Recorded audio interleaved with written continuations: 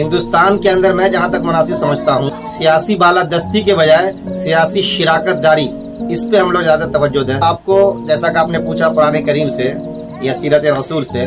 تو بہت ہی کلیئر انداز میں ساری باتیں مل جاتی ہیں۔ آپ سورہ نساء کی آیت 135 دیکھ لیں، کیا ہے اس میں؟ کونوا قوامین بالقسط شہداء للہ ولو علی انفسکم۔ سورہ مائدہ کی دوسری آیت وَتَعَاوَنُوا عَلَى الْبِرِّ وَالتَّقْوَى وَلَا تَعَاوَنُوا عَلَى الْإِثْمِ وَالْعُدْوَانِ۔ اور سیرت رسول سے حلف الفضول، مظلوموں کی آواز بننے کے لیے، امن اور انصاف کے قیام کے لیے جو ایک پیکٹ اور معاہدہ بنا تھا اپنے وقت کے سرداروں کے درمیان، جس میں بنو ہاشم، بنو امیہ، بنو زہرہ، بنو مخزوم، یہ سب قبیلے کے سردار اکٹھا ہوئے تھے، اور یہ پیکٹ بنا کے آج سے ہم مکے کے اندر ظلم نہیں ہونے دیں گے۔ آقا علیہ الصلوۃ والسلام اس میں شرکت، اور بعد میں پھر یہ کہنا کہ اگر آج بھی مجھے کوئی بلائے تو میں ضرور حاضر ہوں گا، ان سب کو دیکھیں تو سمجھ میں آتی ہے کہ ہم سب کو بہرحال یہاں پر شراکت داری رکھنی چاہیے، مؤثر انداز رکھنی چاہیے اور آگے آنا